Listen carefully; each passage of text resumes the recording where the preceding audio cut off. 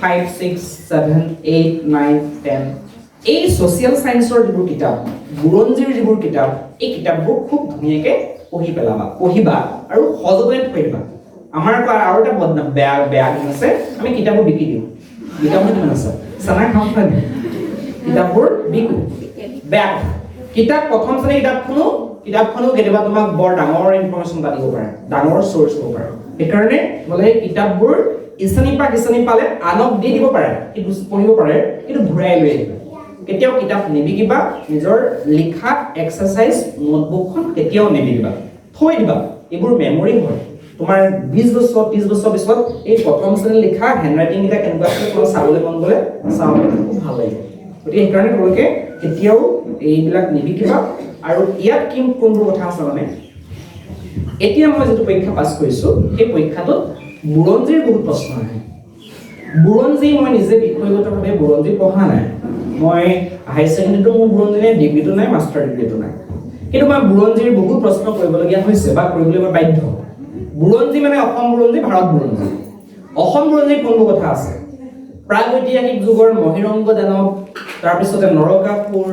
ভগদত্ত ঘটকাসুৰ ভাস্কৰ বৰ্মন বুজি পাইছা Hiuen Tsang এই মানুহবিলাকৰ কথাবোৰ খুব ধুনীয়াকে ডিটেইলছ আছে কত মানে ক্লাছ 6 ৰ কিতাপখন 6 ৰ সোশ্যাল সায়েন্সৰ কিতাপখনতে আছে বেলেগ ধৰণৰ বেলেগ টান কিতাপ পঢ়িব দৰকাৰ নাই সেই কিতাপখনতে সেই কথাবোৰ আছে তাৰ পিছত মেডিয়েভেলৰ যিবোৰ হিষ্ট্ৰী মানে আমি কি বুলি কওঁ ধৰা আহোমৰ যুগৰ যিবোৰ বুৰঞ্জী ধৰা চাউলুং চুকাফা আমাৰ নিৰজা তেওঁৰ নাতিপতি আমি এই চাউলুং চুকাফাৰ বিষয়ে তাৰ পিছত তেওঁ বৰগোহাঁই বুঢ়াগোহাঁই পদগীতৰ বিষয়ে চুৰুং দিহিঙীয়া চুকলেংমুং জয়দেৱ সিংহ তাৰ পিছতে ধৰা উদয়াদিত্য সিংহ চক্ৰধ্বজ সিংহ শৰাইঘাটৰ যুদ্ধ বিভিন্ন ধৰণৰ সন্ধিবিলাক বুজি পাইছানে তাৰপিছত গদাধৰ সিংহ ৰুদ্ৰ সিংহ শিৱ সিংহ জয়দেৱ সিংহ মোৱামৰীয়া বিদ্ৰোহ মায়ামৰীয়া বিদ্ৰোহ মানৰ সমাক্ৰমণ ইয়াণ্ডাবু সন্ধি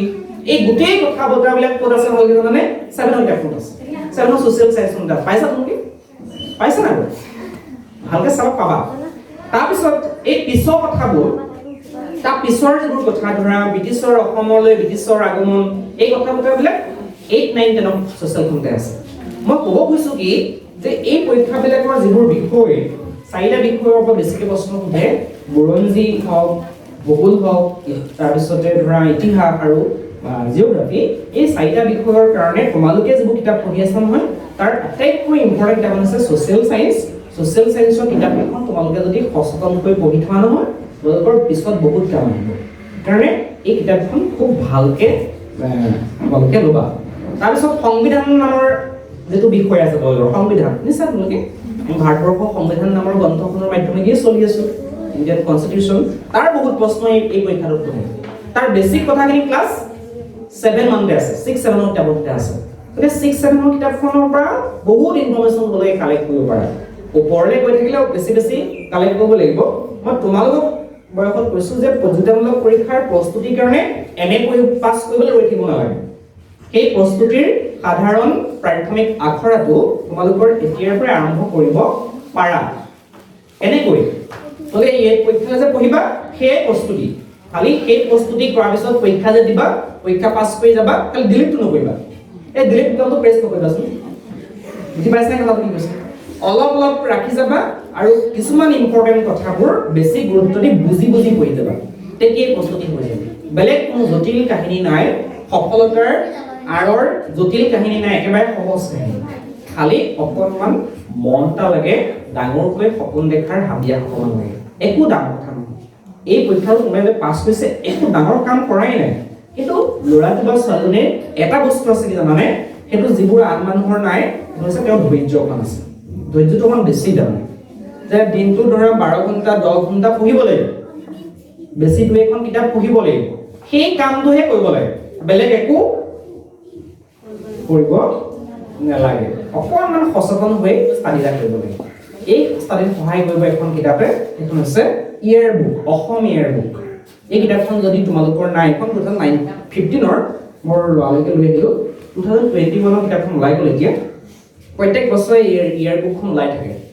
কাবাৰ আছে নেকি বাৰু অসম ইয়াৰ বুকখন এখন আছে নেকি নাই যদি নাই তোমালোকে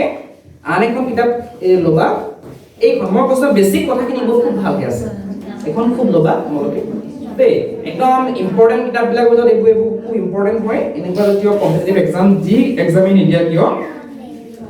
এইবিলাকত কি আছে যে মই ক'লো নহয় এই পৰীক্ষাবিলাক প্ৰতিযোগিতামূলক পৰীক্ষাবিলাক আন পৰীক্ষাতকৈ অলপ বেলেগ কিহত বেলেগ জানানে যে ইয়াত তুমি মেথছৰ প্ৰশ্ন পাবা ইংলিছৰ প্ৰশ্ন পাবা মানে এটা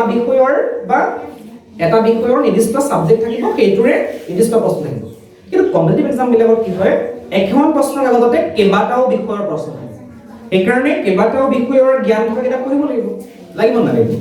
সেইকাৰণে আসাম ইয়াৰবুকখন তোমালোকে পঢ়ি পেলাবা আসাম ইয়াৰবুক কি থাকে যে অসমৰ সাম্প্ৰতিক ঘটনাসমূহৰ কথা থাকে এই অসমৰ বুৰঞ্জী কথা থাকে অসমৰ ভূগোলৰ কথা থাকে অসমৰ অৰ্থনীতিৰ কথা থাকে অসমৰ অতীত বুৰঞ্জী বৰ্তমানৰ ঘটনা প্ৰবাহ অসমৰ বৰ্তমানৰ সমসাময়িক ঘটনা প্ৰবাহ এই গোটেই কথা বতৰাবিলাক এই কিতাপবোৰত খুব সাৱলীলভাৱে লিখা থাকে সেইকাৰণে কিতাপবোৰ সকলো মাক বাপেকে আপোনালোকে কিনি দিব অসমখন এইখন বেছি দাম নহয় খুব বেছি ধৰক 250-300 টকাত পাই যাব এই সমলটো দিব ল'ৰা ছোৱালী লগতে প্ৰতিযোগিতামূলক পৰীক্ষা তোমালোকে সকলোৱে দিছা নাই দে বুলি তোমালোকে কোনো ক'ব নোৱাৰা আজিকালি চিট পৰীক্ষা দিয়াটো প্ৰতিযোগিতামূলক এটা পৰীক্ষাই হয় বা কোনোবাই মেট্ৰিক পাছ কৰি হায়াৰ ছেকেণ্ডাৰী পঢ়িবলৈ বা হায়াৰ ছেকেণ্ডাৰী পাছ কৰি কিবা বিএ পঢ়িবলৈ আজিকালি এন্ট্ৰেন্স দিবলগীয়া হৈছে বা হায়াৰ ছেকেণ্ডাৰী পঢ়ি তাৰপিছত ডাক্তৰ লাইনত পঢ়িবলৈ ইঞ্জিনিয়াৰিং লাইনত পঢ়িবলৈ আজিকালি এন্ট্ৰেন্স দিব লাগে সেইবোৰ প্ৰতিযোগিতামূলক পৰীক্ষা গতিকে প্ৰতিযোগিতামূলক পৰীক্ষাৰ কাৰণে প্ৰস্তুতিৰ কাৰণে আটাইতকৈ ইম্পৰ্টেণ্ট কথাটো হ'ল কি জানানে সেই পৰীক্ষাটোৰ কাৰণে কি সুধিব সেইটো জনাটো পৰীক্ষাটোত কি সুধিব সেইটো যদি নাজানে তেতিয়াহ'লে কাইলৈ পৰীক্ষা আছে আজি আৰু ল'ৰালৈকে এডমিট ডাউনলোড কৰি পৰীক্ষা হলত বহিবলৈ গ'লে কোনো পৰীক্ষা পাছ কৰিব নোৱাৰে তে প্ৰথম কথা হ'ল কি সুধিব সেই সিলেবাসখন জনা আৰু কি পঢ়িব লাগিব সেইটো জনা গতিকে সমলবোৰ অলপকে আছে আৰু আজিকালি নেটত সাৰ্চ কৰিলে পায়ে যায় কোনবোৰ কিতাপ পঢ়িলে এই পৰীক্ষাবিলাক পাছ কৰিব পাৰে মই এটা বয়সৰ সমান বয়সৰ যেটো নাই সেইকাৰণে সকলো উপযোগী কৰিলে হৈছে যিসকল আগ্ৰহী তেওঁলোকে মোক যদি যোগাযোগ কৰা মই কিতাপৰ লিষ্ট দি দিম লাগে যদি APSC দিব বিচাৰিছা বা এটা প্ৰতিযোগিতামূলক পৰীক্ষা দিব বিচাৰিছা মই কৈছো কি যে তোমালোকে অলপ লিখি পঢ়িব লাগিব এটা যিকোনো পৰীক্ষাৰ কাৰণে সফল হোৱাৰ এটা সামান্য টিপছ বুলি ক'ব পাৰি যে লিখি পঢ়িবা আৰু লিখি পঢ়িলে এটা সুবিধা হয় যে আমাৰ আচলতে লিখিলে চকুৰে এবাৰ লিখিলে পঢ়াৰ কথাটো হৈ যায় একে সময়তে হৈ যায় সেইকাৰণে লিখি পঢ়াৰ অভ্যাসটো বহুত ডাঙৰ কথা আৰু এটা ছাত্ৰছাত্ৰীসকলে খুব কম কৰা তোমালোকৰ বয়সৰ লাউড ৰিডিং কৰিব লাগে ৰিডিং দুইটা প্ৰকাৰৰ সাইলেন্ট ৰিডিং আৰু লাউড ৰিডিং সাইলেন্ট ৰিডিং মানে কি নীৰৱ পঠন মানে আমি আৰু নীৰৱে পঠন পঢ়িয়ে ভাল পাওঁ ন সবেই ভাল পাওঁ চিৰিয়াছলি কোনে পঢ়া এখন নাচোন এই দুগৰাকী মানে পঢ়ে আৰু খুচখুচকে মানে পঢ়া খুচখুচকে চকুৰে চাই আমি এনেকৈ পঢ়ি থাকো হয় নহয় গতিকে এইটো বয়সত নীৰৱ পঠনৰ গুৰুত্ব নাই মেষ্টৰ সকলক মই কোৱা নাই দেই নীৰৱ পঠনত বিশেষকৈ 10-12 মানলৈকে ডিগ্ৰী পঢ়ি থকা ল'ৰা ছোৱালীয়েও সৰৱ পঠনেই কৰিব লাগে তাৰ লাভটো শুনিবা যে সৰৱ পঠন কৰিলে কি হয় আমি আকৌ আমাৰ কাণখনে বৰ বেয়া বস্তু আমাৰ কাণখন বেয়া নহয় জানো কাণখনে আনৰ শব্দ বিচাৰি সাৰ্চ কৰি থাকে বেলেগৰ শব্দ আহিছে নেকি আমি নিজে শব্দটো উচ্চাৰণ কৰিছো সেইটো কাণখনে ল'বলৈ বেয়া পায় আনে কিবা কথা পাতিছে নেকি জুহালৰ ওচৰত কথা পাতিছে নেকি সেইটো কাণখনে টানি আনিব বিচাৰে কথা মিছা কৈছে নেকি সঁচা কথা ৰাস্তাত কিবা গাড়ী এখন গৈছে সেইটোলে কাণখন গৈ থাকে এই চকুৱে নিজে শব্দটো উচ্চাৰণ কৰিছো নাথাকে সৰল পঠন কৰিলে কি হ'ব তোমালোকৰ সেইটো কাম কমিব কাৰণ তুমি শব্দটো উচ্চাৰণত যেটো গুৰুত্ব দিবা সেইকাৰণে আনৰ শব্দই ক্ৰিয়া কৰিবলৈ সুবিধা নাপায় সৰল পঠন কৰিবা এটা বয়সত নিৰপঠন কৰিব পাৰা বেলেগ কথা গতিকে পঢ়াৰ এটা সামান্য কথা ক'লো আৰু ৰিভাইজ কৰিব লাগে প্ৰস্তুতি লগত ৰিভিজনৰ বহুত সম্পৰ্ক আছে তোমালোকে পৰীক্ষাটো পাছ কৰিছে বহুতে হায়াৰ ছেকেণ্ডাৰী পাছ কৰিছে মেট্ৰিক পাছ কৰিছে তোমালোকে এইটো মানি ল'বা যে প্ৰস্তুতিৰ এই পৰ্বতৰ আটাইতকৈ ইম্পৰ্টেণ্ট কথাটো হ'ল ৰিভিজন হয়নে নহয় বাৰু ৰিভিজন মানে কি ৰিভাইজ কৰা মানে কি হ'ব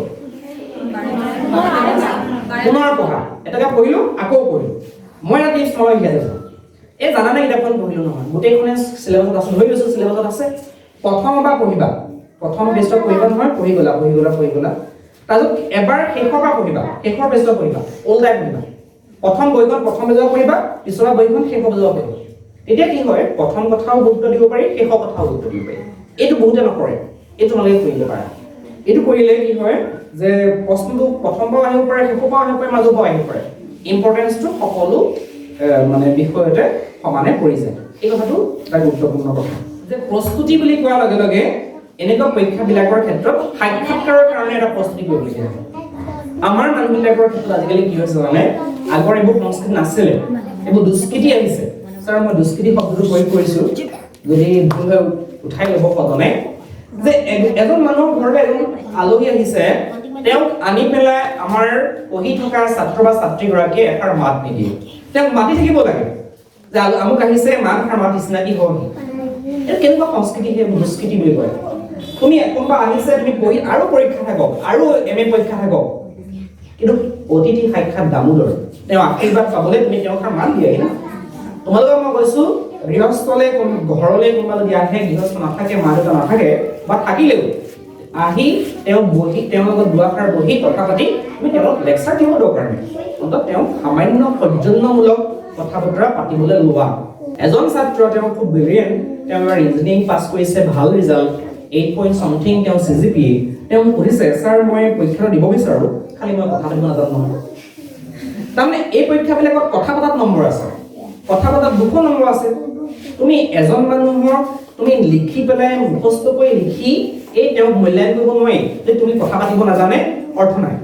গতিকে কিছুমান কামত কথা পতাৰ দক্ষতাটো বৰ প্ৰয়োজন সেইটো কাৰণে প্ৰস্তুতি কেনেকৈ কৰিবা এই বোলে মই MA টো দিলওঁচোন ৰ কথা পাতিবলৈ শিকিম বোলে পৰীক্ষাটো দিলওঁচোন ৰ কাইলৈ বোলে ভাইবা আছে আজি শিকিম পাৰিম জানো কথা পতা কথা কোৱা বক্তৃতা দিয়া বক্তব্য ৰখা এইবোৰ হৈছে ধাৰাবাহিক অভ্যাসৰ অনুশীলনৰ ফল তুমি মইনা পাৰিজাত যদি চলি আছে অগতানুগতিক লৈ চলি আছে বা সুবিধা পালে তুমি মাইকটো লৈ কথা ক'বলৈ চেষ্টা কৰিবা ঘৰলৈ অতিথি আহিছে তেওঁৰ কথা ক'বলৈ চেষ্টা কৰিবা আৰু এটা মই পৰামৰ্শ দি যাওঁ তোমালোকক যে তোমালোকে সপ্তাহত পষেকত মাহেকত এজন কথা জনা মানুহৰ ওচৰলৈ গৈ কথা পাতিবা বৰ ডাঙৰ কাম কৰিছো ন বৰ ডাঙৰ দায়িত্ব দিছো মই কথা জনা মানুহৰ ওচৰত গ'লে কথা শিকিব পাৰে মানুহৰ অভিজ্ঞতাবিলাক বহুত ডাঙৰ বস্তু তোমালোকে এখন কিতাপ পঢ়িলে যিমান জ্ঞান হয় এজন মানুহৰ লগত কথা পাতিলে এঘণ্টা কথা পতাতকৈ বেছি জ্ঞান হ'ব পাৰে তেওঁ জীৱনৰ অভিজ্ঞতাখিনি তোমাক শ্বেয়াৰ কৰি দিব নহয় কিতাপবোৰনো কি কিতাপবিলাক কি হয় অভিজ্ঞতাৰ বিলাক শব্দৰে কথা শব্দৰ সমষ্টি গতিকে মই কৈছো তোমালোকে কথা পাতিবলৈ শিকাৰ প্ৰস্তুতি মই প্ৰস্তুতিৰ কথা কৈ আছো যে কথাও যে কেনেকৈ পাতিব লাগে সেইটো কাৰণে ঘৰৰ পৰাই আৰম্ভ কৰিবা বেয়া কৈছো আৰু এটা কথা কৈছো যে বহিব জনা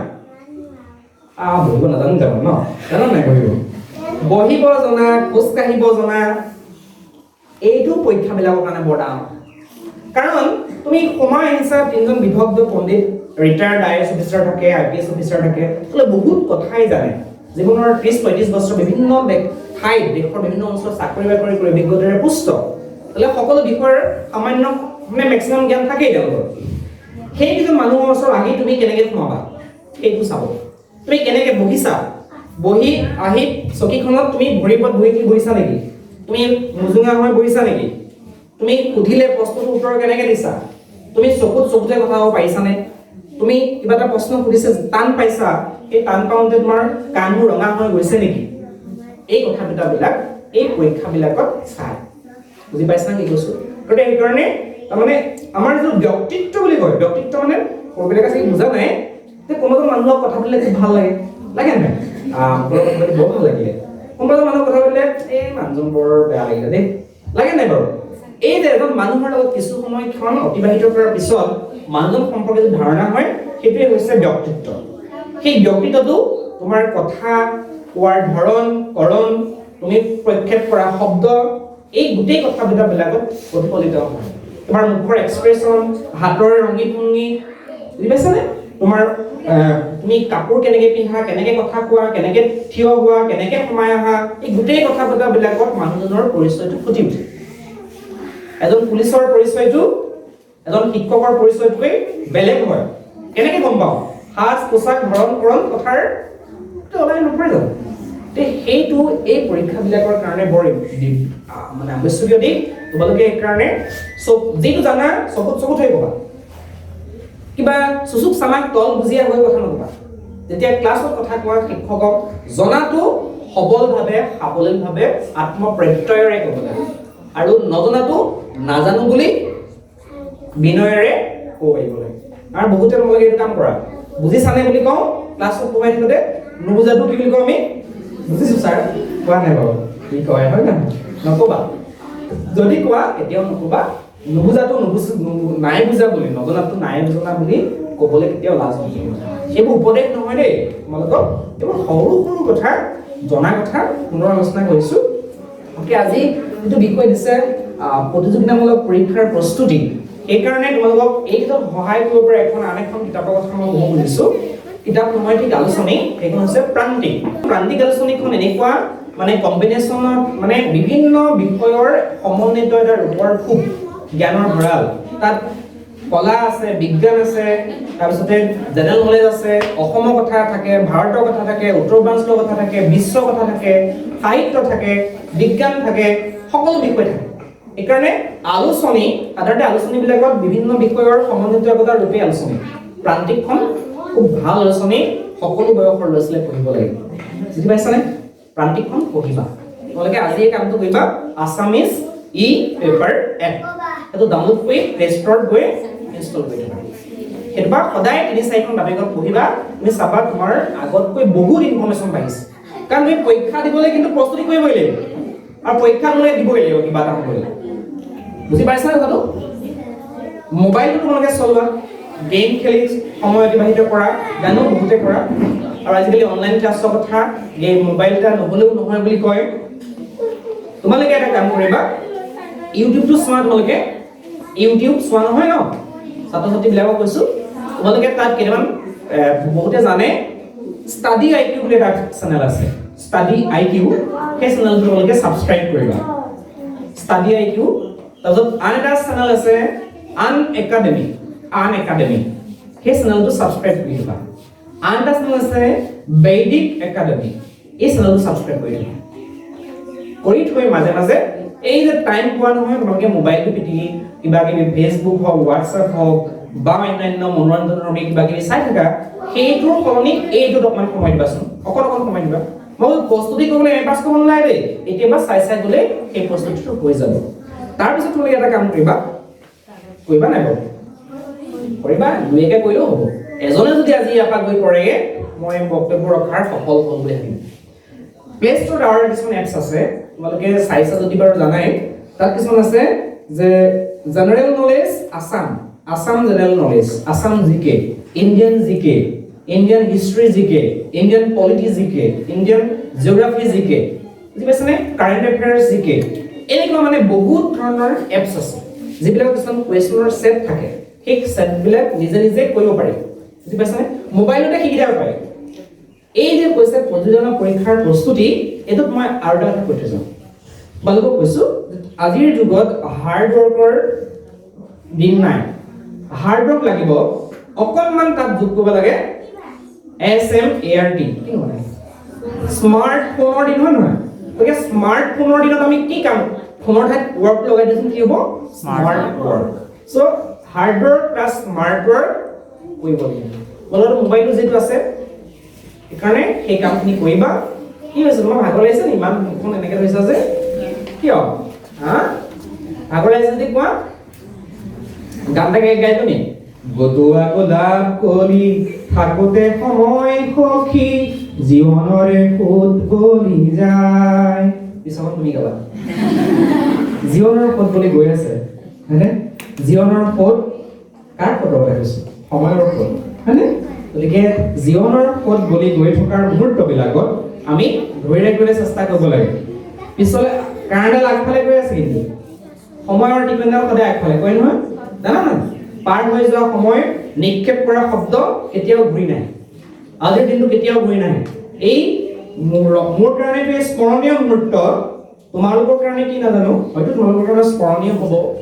যদি তুমি ভীমৰ ভাও দিবলগীয়া হয় তেতিয়াহ'লে ভীমৰ দৰে বলশালী হৈ মই ক'ব খুজিছোঁ কি যে তুমি তোমাৰ যদি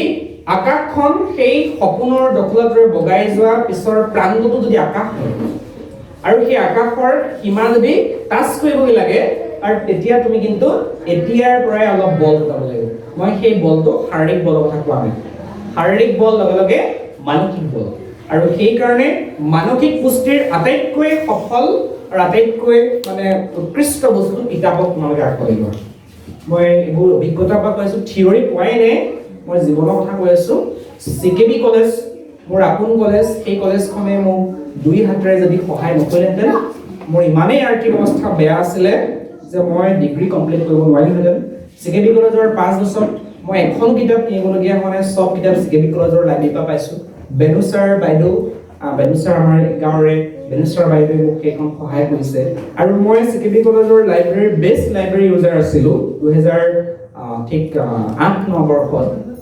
তেতিয়া তেওঁলোকে মোক কেইবাখনো কিতাপ দি মোক পুৰস্কৃত কৰিছিল কিন্তু মই সেইদিনা যাওঁতে